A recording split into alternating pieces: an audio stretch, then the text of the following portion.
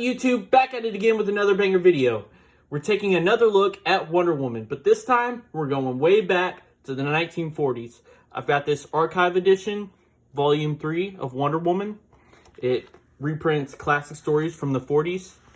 And I skipped ahead to volume 3 because this is where Wonder Woman really hits her stride. And, you know, the earlier volumes are good, but this one has like more of the recognizable villains that we associate with Wonder Woman. This video, we're going to be looking at Wonder Woman number 6. This is the introduction of probably Wonder Woman's most iconic villain, the Cheetah. Now, I had been first introduced to the Cheetah through the Justice League cartoon. I remember there was this episode where there was this team up of villains and they had captured Batman and Cheetah was there. And she doesn't look like she does here. She looks like more animalistic. I guess like how you probably imagine her in more modern adaptations. You know, in this 1940s version, she's just a woman in a cat suit. What are you, man, Cheetah? Yeah. Cool. You like it? Yes. So this is a pretty short story, so let's go ahead and dive in. So it starts off at this sort of USO show type of event. You know, it reminds me of that scene in Captain America. Who's strong and brave, here to save the American way? This comic was written and drawn during World War II, so this type of stuff was actually happening. Like, this is present day when this comic was made. Also, you'll see something interesting on this page. This guy who's introducing this show, he as he talks into the mic, we see the tail of the word balloon goes through the microphone. And that's something that carries on throughout the whole comic. Like, every time they speak into the microphone, there's like this little tail that comes through it, which is fun, it's creative, and I like it, but I don't know, maybe do it once. I don't know if you should do it every single time. But this guy, he's getting the crowd excited. This is Mr. Courtly Darling, chairman of the Relief for Restored Countries, and he's addressing this audience. This is Priscilla Rich. It says that she's the sweetest debutante of last season. She leads the Junior League Committee for War Work. And all these people have come out to see Wonder Woman. So they say that they're about to bring out Wonder Woman. And Diana Prince is there, which is Wonder Woman's alter ego. She wheels out this piano. And then you see how quickly she's able to change. And Wonder Woman comes out. She starts doing tricks. She throws the piano out to the audience. And then swings her lasso over it and yanks it back onto the stage. And then they do this other trick, this little thing that she has planned, where they're gonna wrap her up in chains and put her in this tank of water. I'm sure you've seen it done either, you know, either at like magic shows or, you know, in movies or TV shows, you know, where they'll put the person in water and they have to untie themselves, do like a little Houdini maneuver. That's what they're going to do here. So there's 2,000 links of chain that's wrapped up Wonder Woman. She's got this leather mask on her head. It completely covers all of her head. She can't see out of it, can't speak. And we see this person off panel, which it's Priscilla, obviously. But she ties Wonder Woman's legs together with her magic lasso. So Wonder Woman, she can easily break through these chains, but she can't break the magic lasso. And since she has this mask over her head and she's submerged in water, there's no way for her to call out for help. So she gets thrown into the water.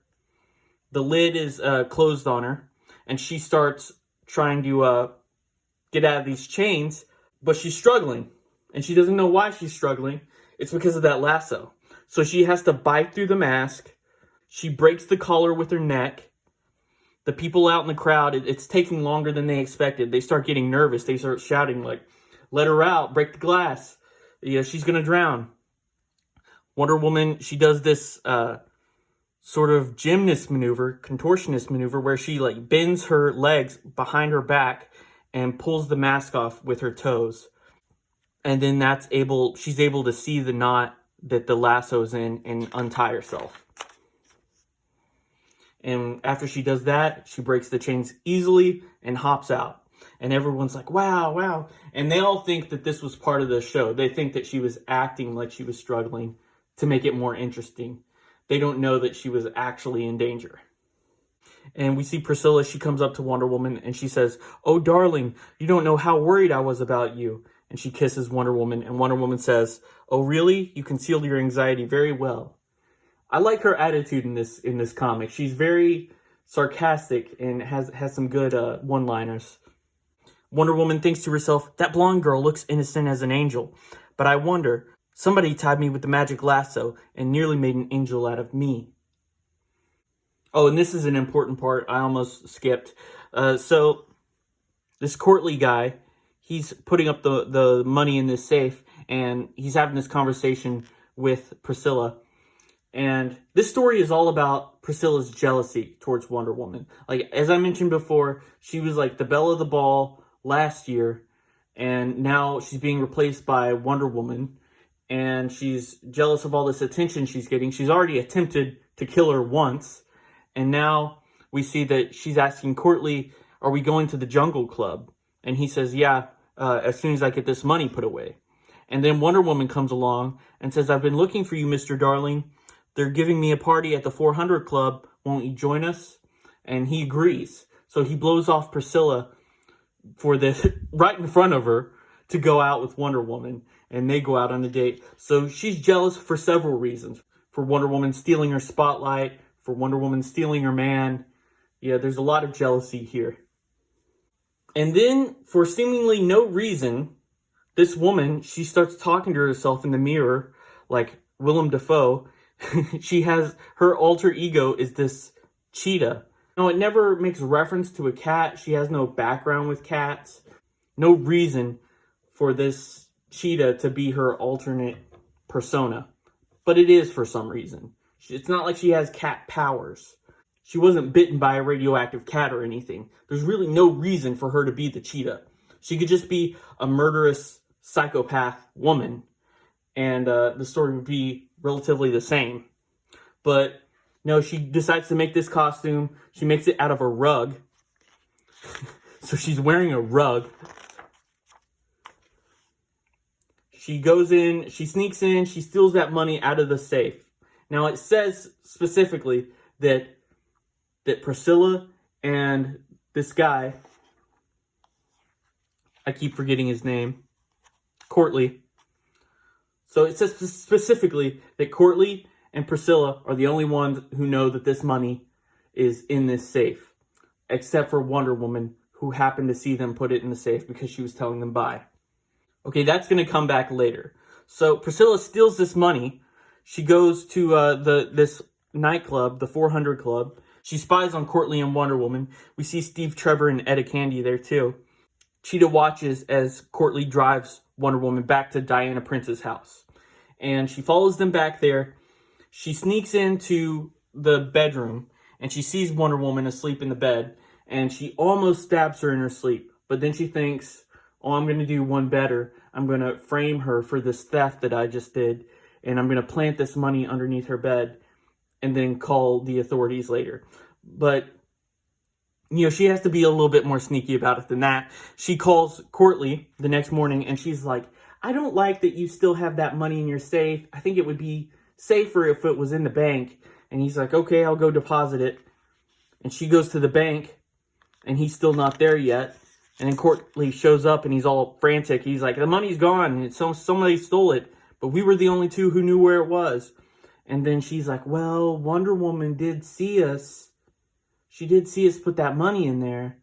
And he's like, "That's true." And this detective is like, "Oh, we gotta call in Diana Prince because Wonder Woman was staying at her house last night. We gotta ask her if she knows where Wonder Woman is." So they call Diana Prince in. Diana Prince is like, "I don't think Wonder Woman would do something like this." And then they're like, "Well, we have to talk to her." Meanwhile, this other guy, this other detective, this junior detective, he goes to Diana Prince's house and he searches her bedroom and he finds that bag of money. And then he's like, "See, Wonder Woman is guilty. We have to have her. We have to bring her in."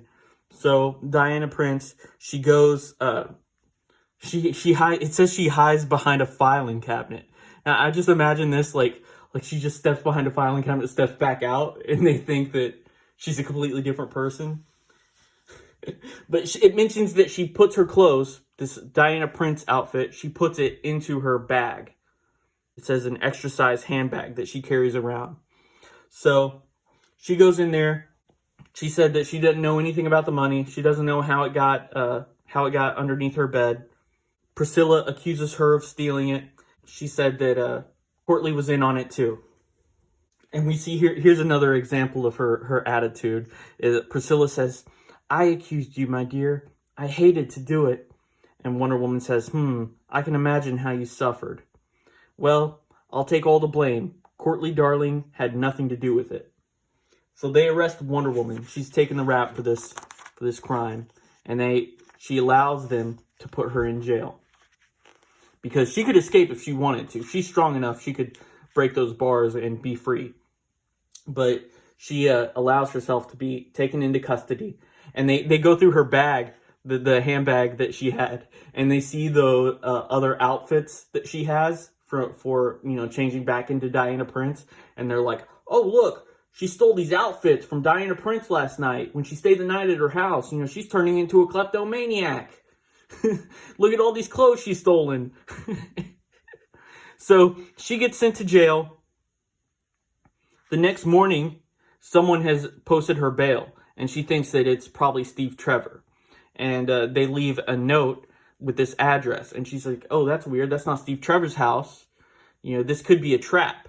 And she's right. She goes to this place, and she hears people yelling from inside, and it's the Cheetah. She has Courtly kidnapped, and she's holding him there at gunpoint, and she forces them into this wheat silo, and it's like quicksand. It's sucking them down into the wheat.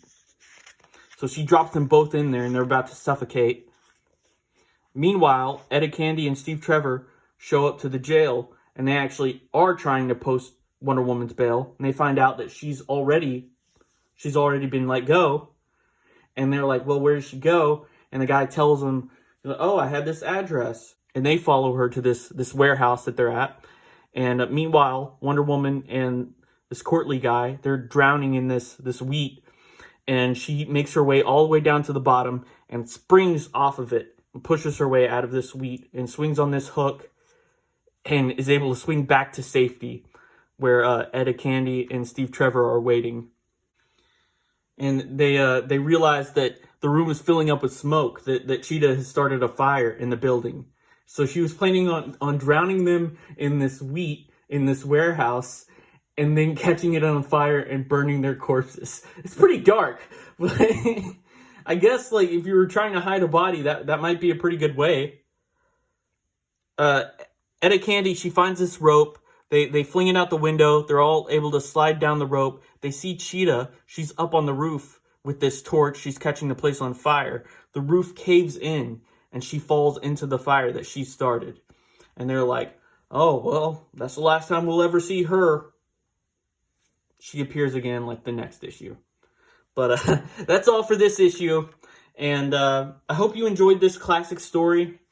There's other iconic Wonder Woman villains who appear in this volume, and I'll probably cover them too. So if you enjoyed this video, please press like, smash that subscribe button, and thanks for watching.